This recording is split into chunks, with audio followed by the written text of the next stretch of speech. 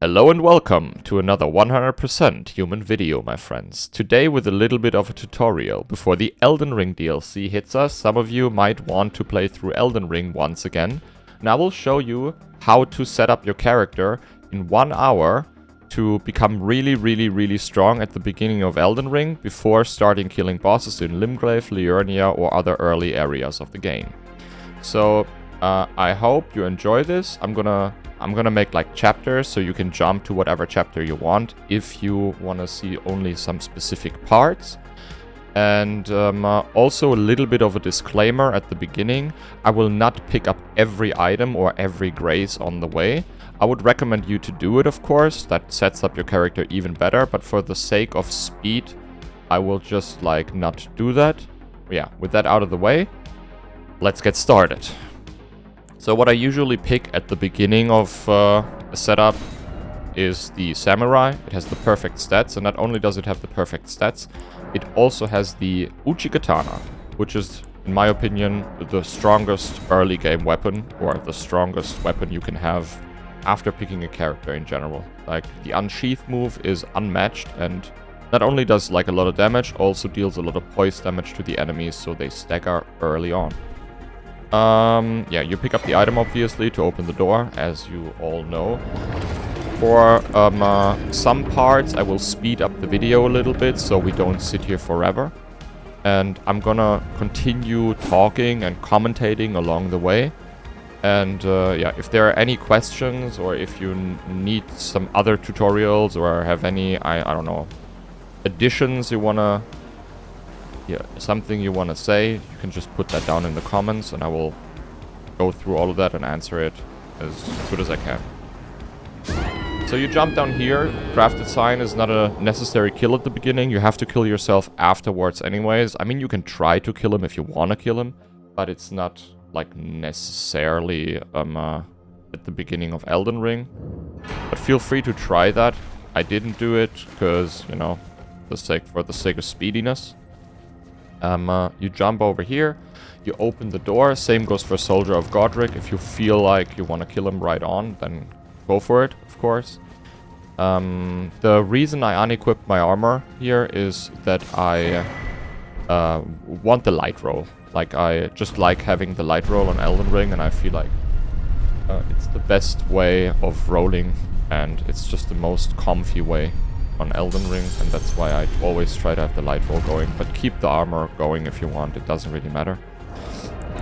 Maybe it's even good if you do that. You can pop your Lens in Between rune right away, so you have the first 3k runes. You can also pick up this grace here if you want, and then we make our way to Kale. And now I'm gonna jump forward a little bit.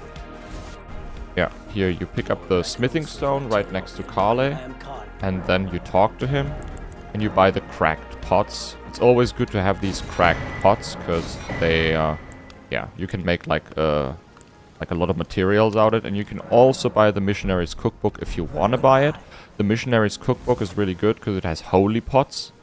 If you want to make some to kill, like the deathrite birds, you know, like the chickens are really vulnerable to it. You just throw these holy pots at their heads and they take a ton of damage from those.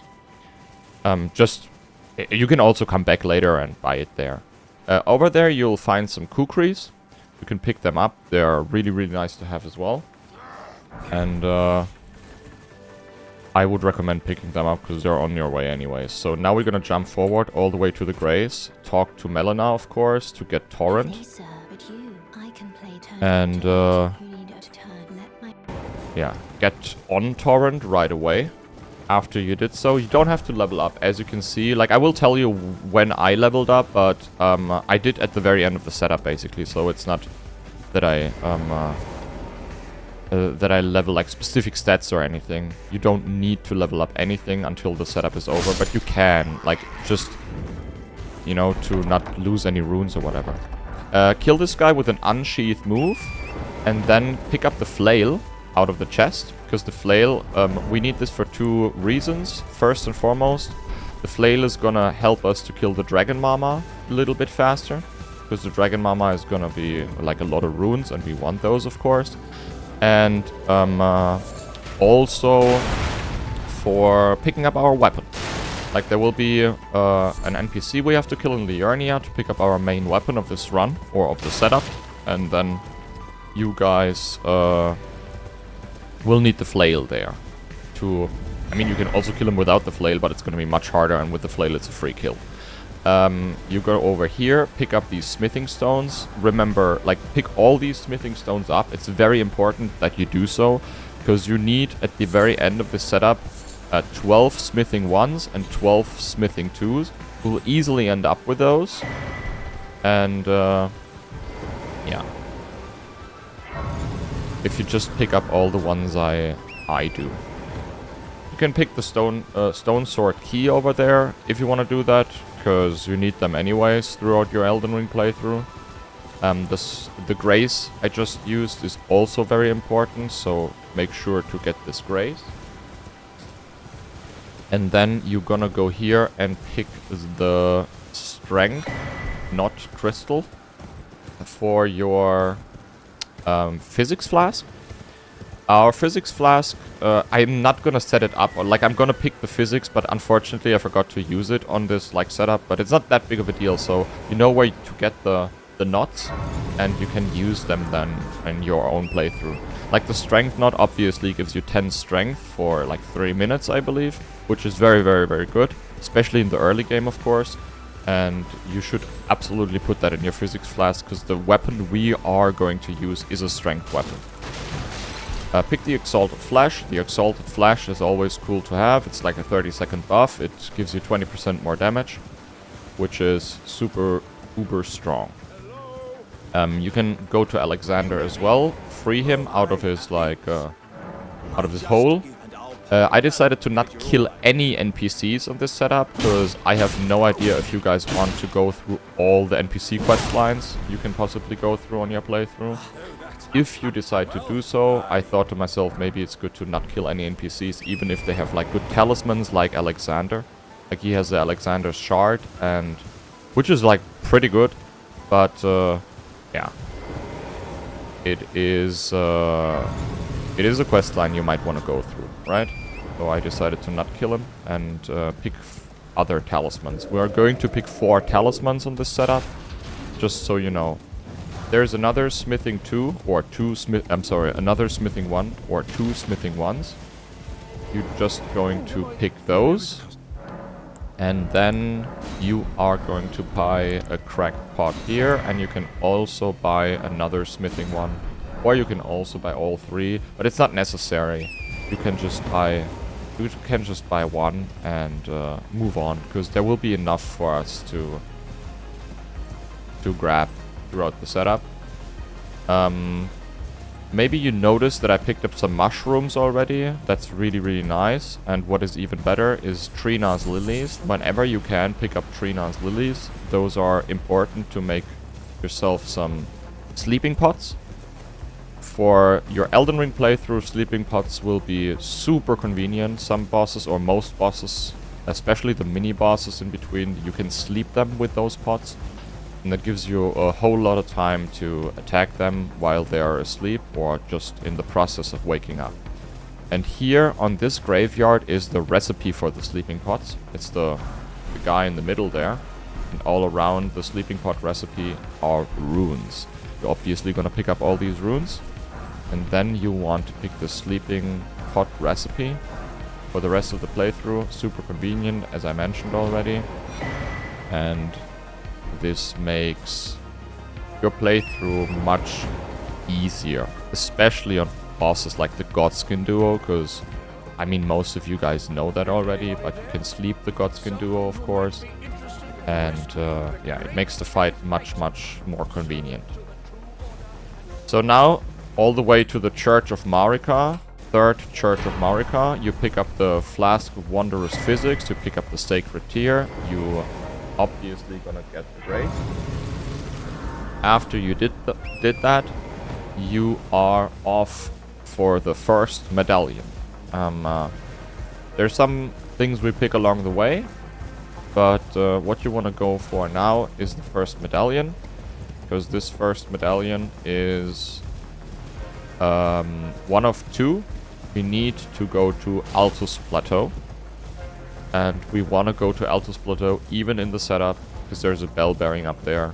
And some more stuff we want to pick up as well. So you go over here.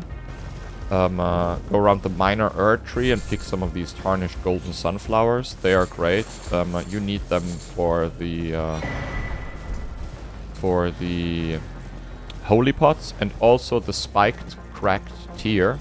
That's the one we're going to use. The second one we're going to use in our physics. Like the strength knot, as I mentioned, and the spiked cracked tier go into the physics. Because the spiked cracked tier makes your charged R2 attacks stronger and your poise damage higher. So the enemies stagger earlier, which is super useful. On top, you pick the Axe Talisman. That Axe Talisman gives you 10% more damage for every charged R2 attack. And since we are going to use a lot of charged R2 attack with our weapon, the Axe Talisman is absolutely necessary.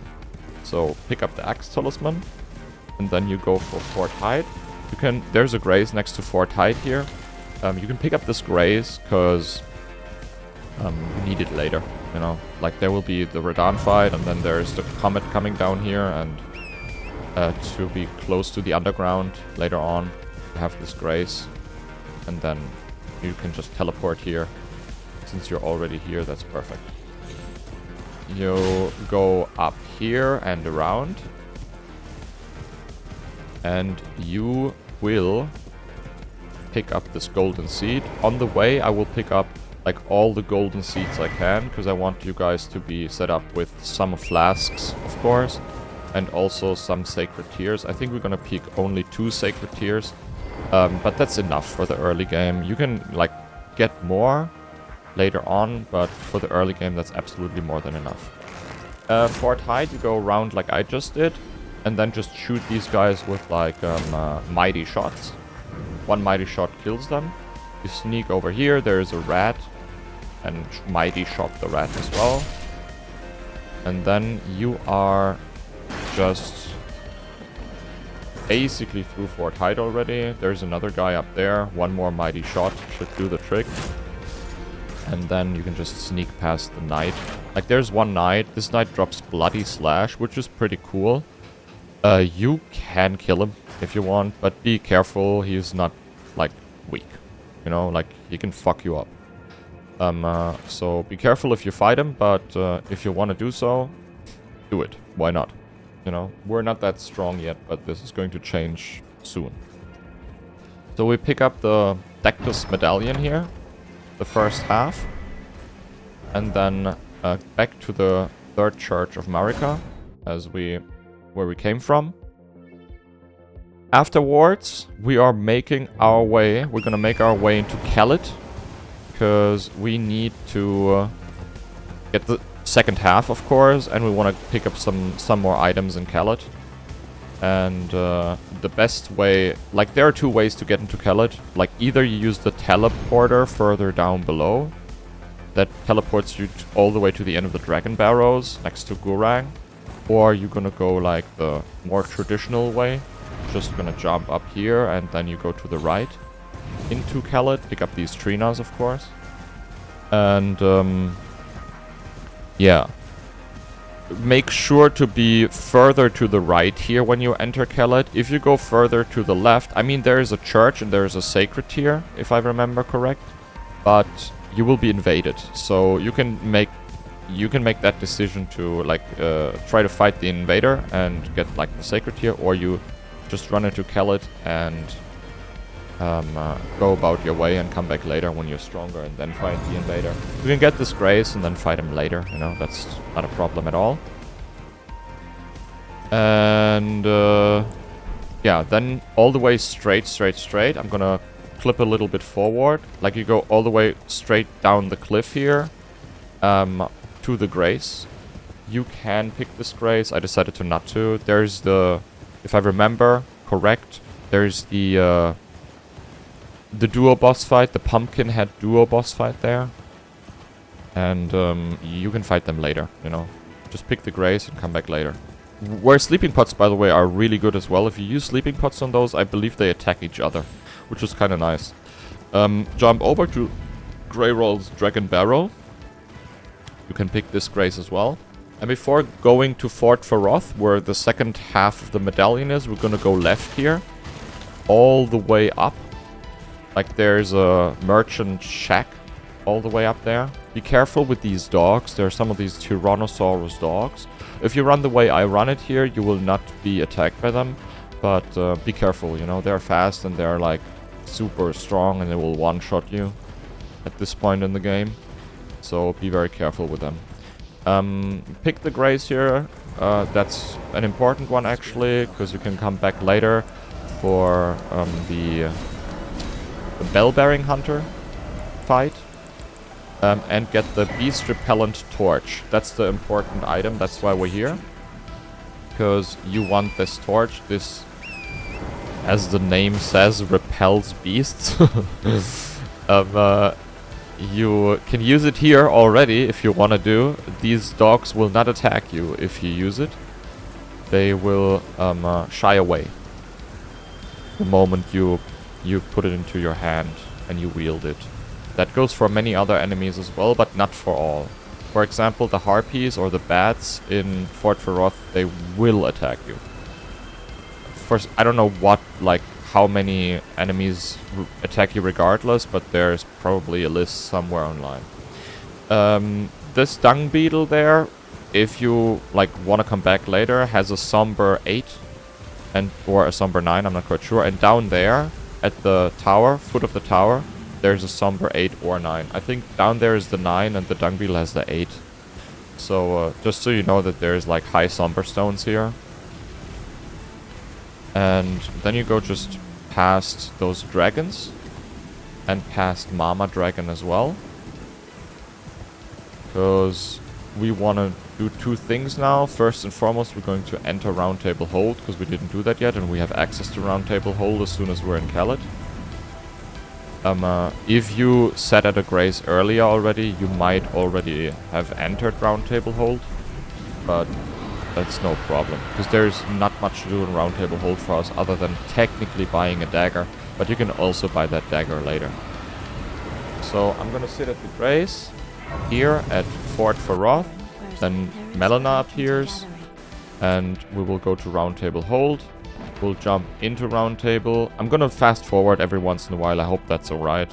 Just so it's not too long, you know. What I bought is a dagger, because we want to use a Golden Vow later, which is a buff. And the Finger Seal you can buy as well, in case you, I don't know, use some incantations throughout the run. It's always nice to have a seal, like a buff incantation or whatever, you know. There are so many in this game, so why not have a Finger Seal ready? Then we're gonna do a little bit of a trick here. You get your Uchi-Katana out, and you jump and hit the wall. And that will attract the enemies within Fort Faroth, and they will walk towards the wall. Because they can one-shot you here as well, but they won't even attack you if you do it like this. Because now these enemies will walk to the left, as you can see, where you hit the wall, and you can just sneak through and make your way up. So you climb all the way up, and then our beast repelling torch comes into play, because we want to pick Radagon's Sword Seal. That's further down in Fort Faroth, which is a really cool talisman. It gives you a lot of stats like vigor, dexterity, endurance, strength, all +5, which is very, very good, but it comes unfortunately with a trade-off that you take more damage. So you have to decide if you want to use it or if you don't want to use it. If you do not level up so far, or if you did not level up so far, you can't wield the flail to kill the Dragon Mama.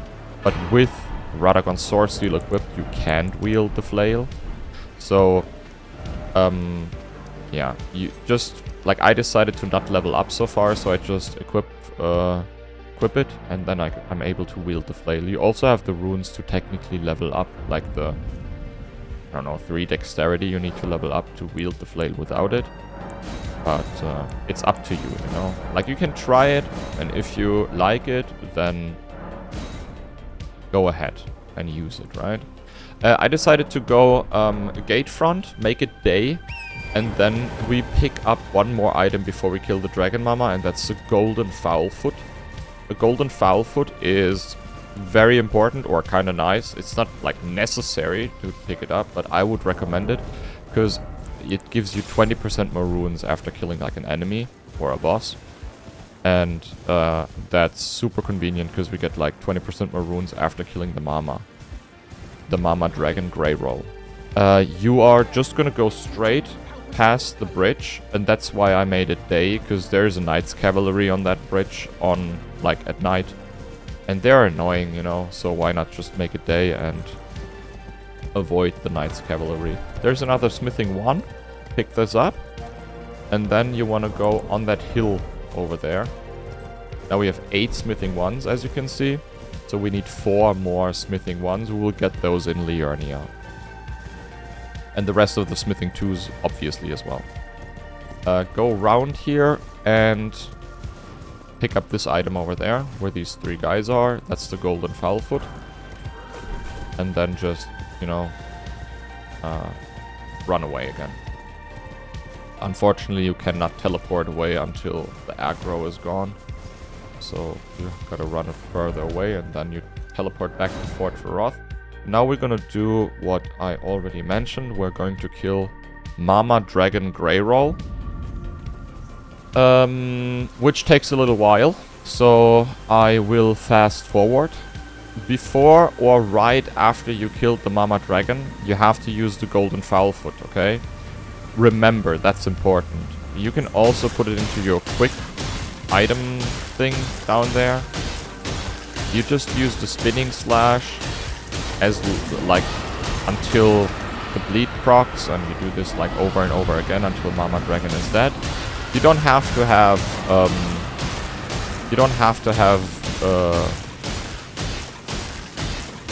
you don't have to have mana to basically to use the Spinning Slash. You can use it without as well. It's not important to have the blue bar filled up, you know. It will bleed regardless. As long as you can wield the flail, it will bleed regardless. You do more extra damage, but it's unnecessary. So I'm gonna fast forward a little bit, because this takes like 3, 4, 5 minutes. So, right before the last bleed proc hits, you wanna use the Golden Fowl Foot right now, or right after the Grey Roll dies. I decided to use it after Grey Roll dies, because, yeah, you have plenty of time afterwards, but don't forget it, you know, that's the most important thing. You will lose out on 20,000 runes or something, and that's a ton of runes at the beginning of the game. So Grey Roll is dead, you use your Fowl Foot, nom nom nom nom nom, and then you will receive like a rough 100,000 in total. Like 65 plus 30 or something, and there you go, 100,000 runes now. And back to the Uchi, no? Okay, not back to the Uchi, back to Stormhill Shack. We are going to bypass Stormvale now. So from Stormhill, you just go straight, all the way up straight. And then there's a big bridge. And you can bypass Stormvale without fighting Godric and Margit and, you know, going through Stormvale. Which is kind of convenient, because we're not, like, super strong yet. I would recommend. So there's the bridge. You just go past that bridge. I'm going to fast forward a little bit. And you jump to the left. And then you just follow the way. Like, all the way. It takes a moment, you know. There are, like, some wolves. It's not dangerous. You can just run by. And then after, you're all the way around Stormvale. And you are in Liurnia. Welcome to Liurnia. And now we are heading all the way down to the merchant. You can pick this grace. It's kind of an important grace as well, because you can also go the other side around Liurnia. If you know, want to do so. It is kind of important, I guess. I just didn't do it, you know, because I wanted to be as quickly as possible for this sake of the setup. And then you just run past this, like, camp here, all the way down to the merchant. And after we're down at the merchant, we will buy some smithing stones. We will buy 3 smithing stone 2s and the missing 4 smithing stone 1s. Remember, we have 8 smithing 1s already, and we need 4 more. You can sell this one, the 7.5k rune. Smithing stone 2, smithing stone 1, perfect. And the lantern. The lantern is kind of nice because you can use it in caves, you know, to light up your way. So I'd recommend buying the lantern as well, since you have like giga runes already. So pick that lantern, baby. You can also, obviously, I forgot to mention that, you can also pick up all the map shards or maps here. Because these maps will help, you know, to see the map. That's nice. So you can see where you're going and where you're coming from. And then you pick this Grace and the Glintstone Craftsman's Cookbook 2. That will give you freezing pots, like, or the ability to craft freezing pots. Highly recommended. And then you run past, be quick here, run past the Revenant, I'm sorry, and then just click the teleporter, and you teleport all the way to Raya Lucaria. The Academy Raya Lucaria, which is very, very good. Pick the Grace at the Raya Lucaria gate. From here on out, we're gonna pick our missing smithing stone 2s. And run all the way down and then to the right. And now you have to jump like I do, because if you don't jump like I do, you will die. You have to land on that rock here, like this. Because if you don't land on that rock, you are dead. Okay, so be careful. That's important. Then you run over here, and in this structure there, shrine or whatever, there is another 3 smithing stone 2s. Then you teleport back to Raya Lucaria and equip your kukris. The 4 kukris you picked at the beginning. I don't know if you remember, but we want to equip those because we want to distract an enemy right now, and kukris are perfect to distract enemies.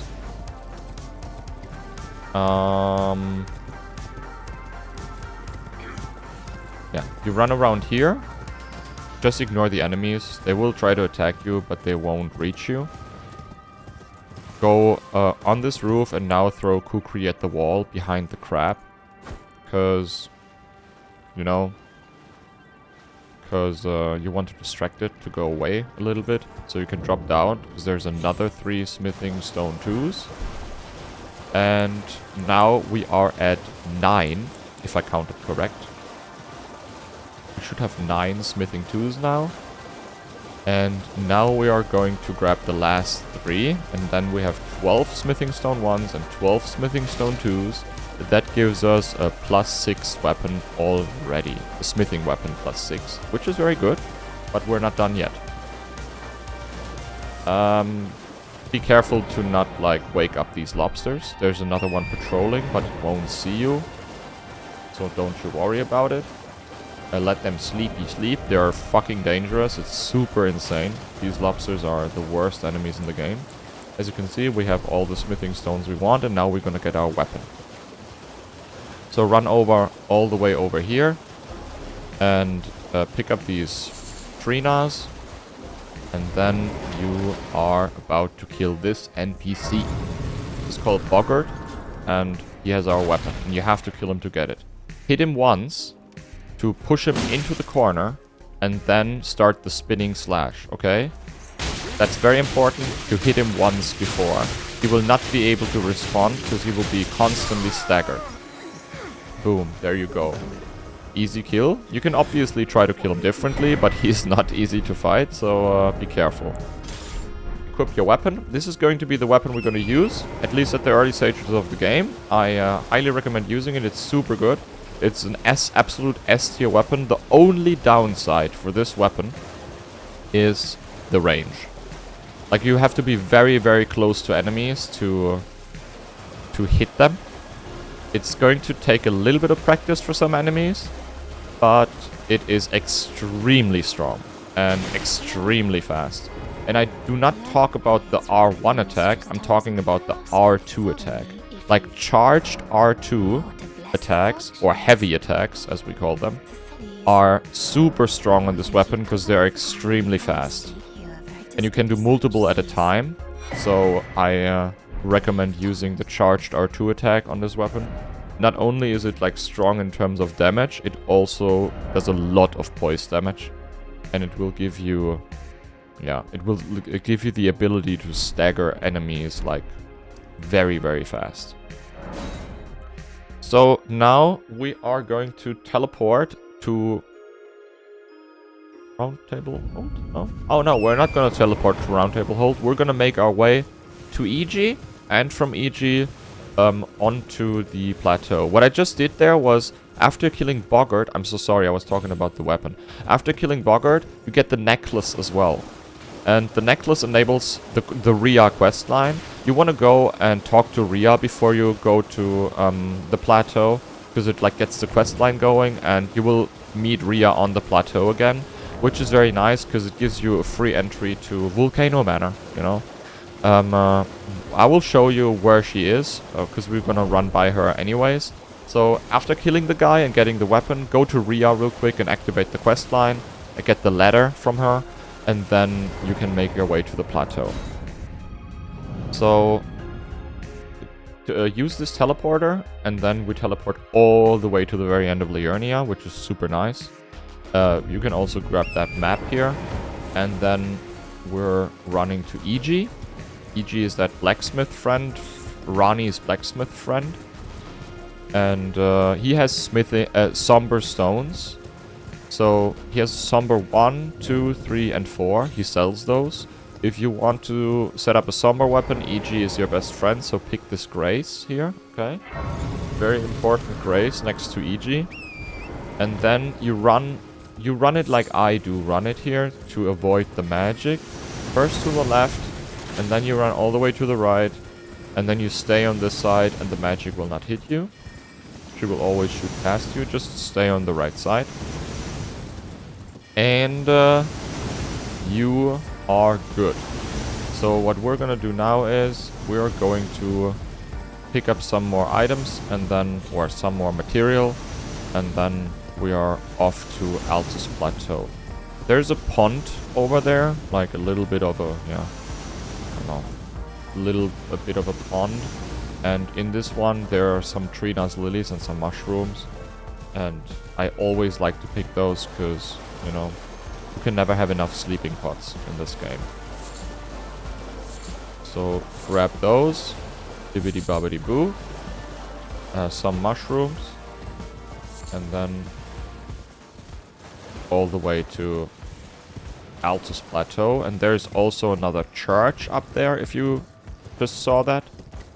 And that church obviously has a sacred flask as well, which gives us the ability to +2 our flasks. There's another merchant. You don't have to talk to him. He has some items, but it's not necessary right now. He has bewitching branches, which is kind of nice, because these bewitching branches, they turn around summons. So if you fight a boss that has summons, you can, you know, turn them around so the summons fight against the boss. For example, Nile, you know. So pick that sacred tier and make your way to the lift, you know. You just run to the left here. Well, I like to run to the left here. You just make your way to the lift. And be careful, there's a camp full of enemies up ahead. So I would recommend staying to the left here and then just jumping this structure. After you jump the structure, you're good, you know. Just stay left and be careful, and then you have no problems. They won't attack you over here. So now you're past, and you make your way all the way to the lift. I'm going to skip ahead again. Boom, boom, boom, deck this. You have both medallions already. There's the cutscene. And you are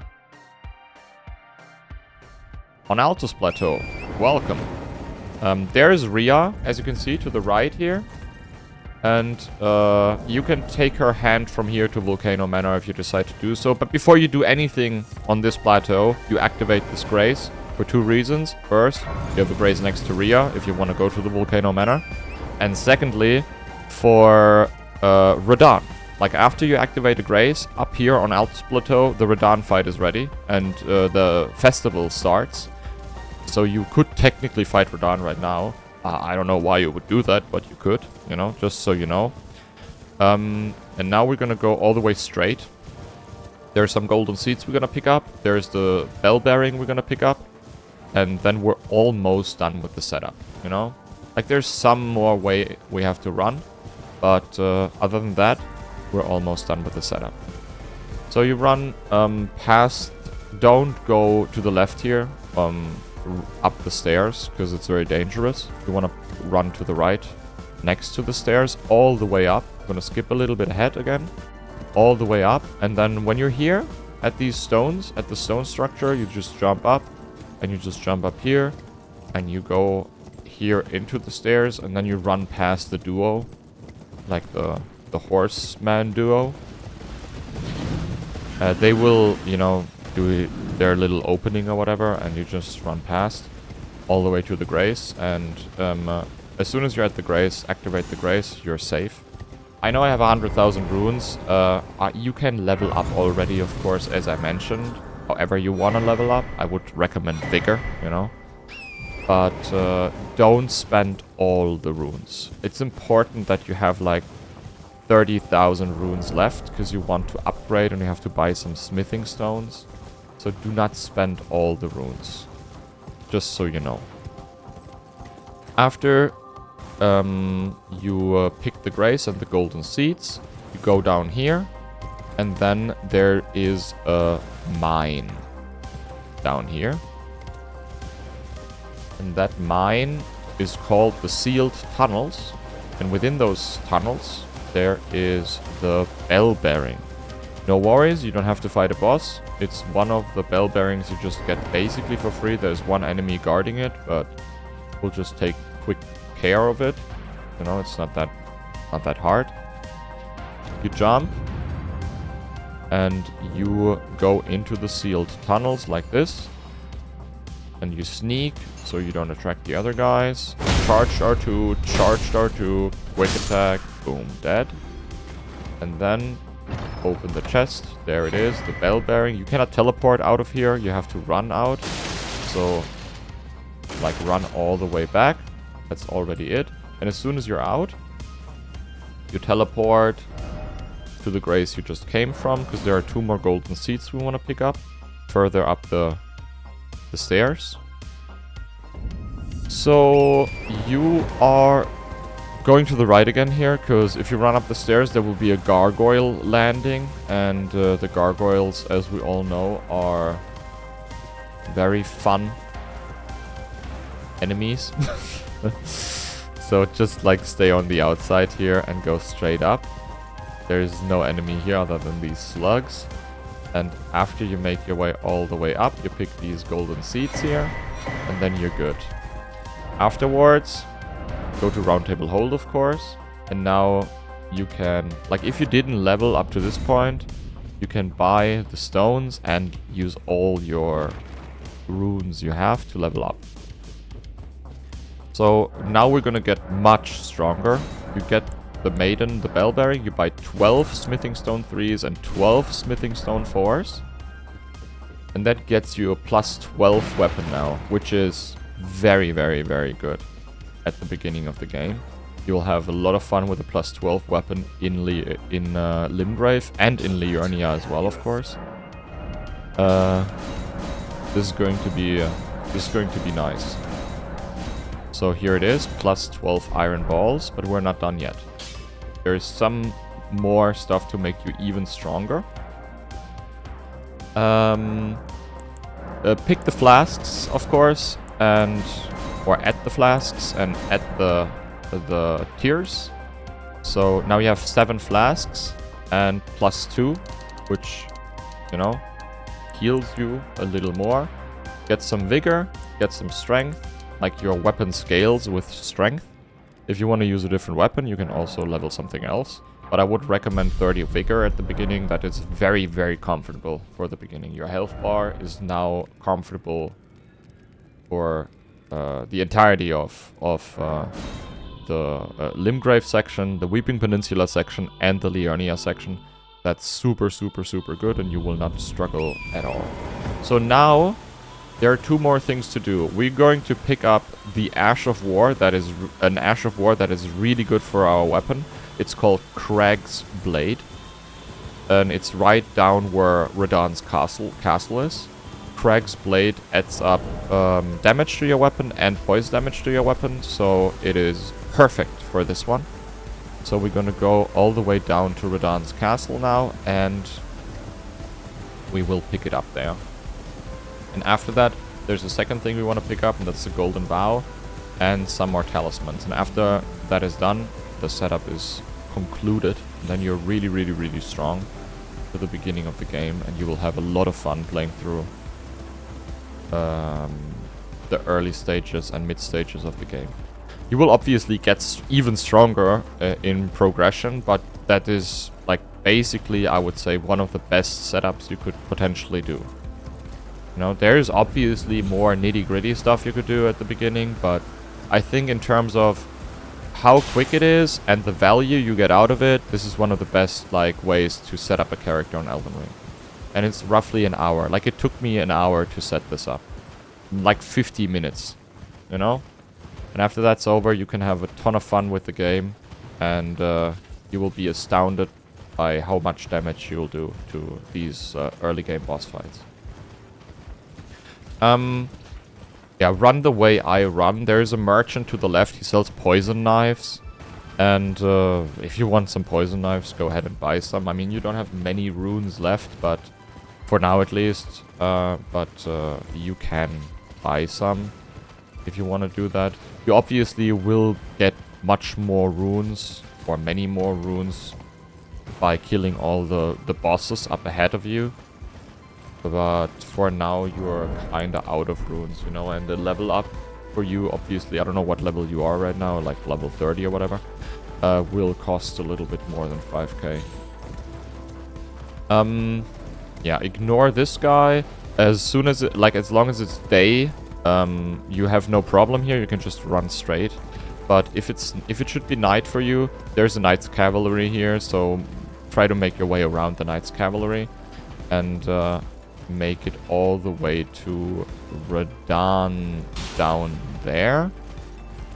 There is another golden seed you want to pick up. And there's a grace down there at Radahn's, like, castle.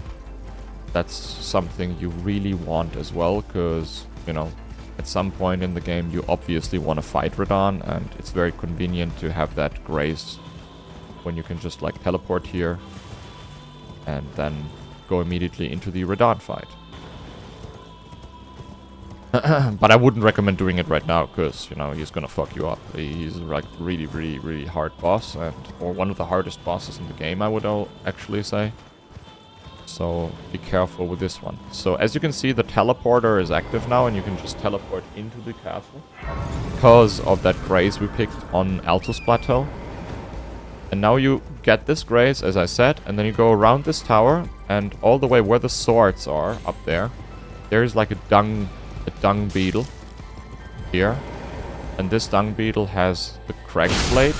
Just kill it, get the CragBlade, and then you teleport to Round Table Hold if you want. And you get CragBlade going. Like, you put it onto your weapon. There's one more thing we want to get now in terms of ashes, and that's the Golden Vow. I'm pretty sure I'm going to get that next. So you go to the Misbegotten Smith here. And then Ashes of War, blibbity blah. CragBlade, heavy of course, so your weapon scales with strength. And then you go War Master's Shack. After you did so, you are ready to get the Golden Vow. Like, all you have to do basically is run over here, like just straight up basically, and there is like a cliff, and you want to get up that cliff. There is a guy on a horse all the way up there, and that guy drops the Golden Vow. Since you have a +12 weapon, and yeah,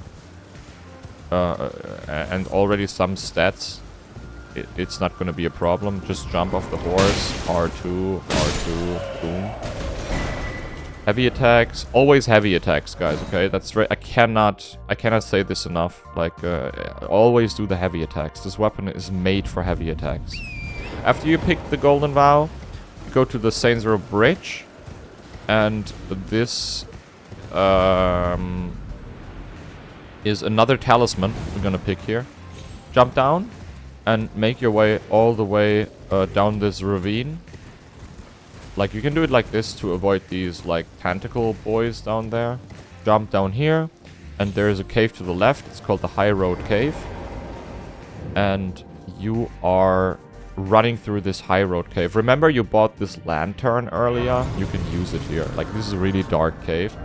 I didn't use it because I'm stupid, and I just know how to yeet through this cave, basically. You can obviously play it slower and a little bit more safe. I would recommend that. But, yeah, I just, you know, totally forgot about using that lantern here. Oh, and also, again, there is still the physics flask, okay? Like, I know I didn't use it, I only picked up the knots. So, put that into your physics, like the strength and the spiked, cracked tier. That gives you a buff, a really good buff for 3 minutes as well. You can use a kukri here, there is one wolf. You can also, like, just jump into it and kill it with a, I don't know, quick attack or whatever, as you want. Go down here. What I like to do is I just jump over here, but be careful. If you land in the water, you're dead, right? I just jump over here on this structure, and make it behind the waterfall. You can also play this much more safe, remember, okay? There's also a safer way down. You don't have to do it like this. If you jump into the water, you're dead, so be careful. Yeah, then you buff up with the CragBlade, and there is our first boss fight. This boss fight drops the blue dancer. You go in, just charged R2 on the leg, charged R2 on the leg, stagger. He falls over, charged R2, charged R2, and dead. Boom. The blue dancer gives you more damage the lower your equip load is. So I would... Like, you can use that if you want throughout the game. Obviously, it will give you less the more equip you wear. Like, the more heavier your armor is, the less damage you will receive from the Blue Dancer. But it will still be like 3%, 4% more damage. You can use it, you don't have to use it. I just thought it might be nice to that you know where it is. Remember the dagger we bought earlier? There it is. That's when you put on the Golden Vow. The Golden Vow will give you 11.5 more damage for 45 seconds. So before you enter a boss fight, you can always use the Golden Vow. And it will give you a good amount of extra damage. Now you can obviously unequip the Radagon Sword Seal if you didn't do that already. And use the Axe Talisman for, you know, the rest before you get your second Talisman slot. Because the Axe Talisman, as I said, gives you 10% more damage if you do charged attacks. And now we're gonna get our last Talisman of the setup. And that concludes the setup as well. And it's just on that grace here on Altus Plateau. The boss fight is called, Gilica. You just run around here, Lux Ruins, and then you go down here. And there is a boss fight here. You buff up yourself with the Golden Vow. Boom. You go back to the weapon, CragBlade, dual wield the weapon again, and then you go in. And there's the problem, the range. You hit her once, you hit her twice, you hit her 3 times, stagger, once on the head, and she's gonna be angry once more, missed again, but there it is. Easy Gilica. Like, you're obviously gonna beat Gilica as well, super easy peasy. And then you just pick up your last talisman here, which is the Ritual Sword Talisman. That concludes Ritual Sword is 10% more damage when you have full HP. The Blue Dancer Talisman, which gives you more damage if you have lower equip load.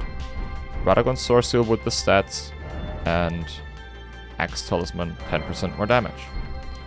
That completely concludes the setup. You can teleport back to Limgrave now. And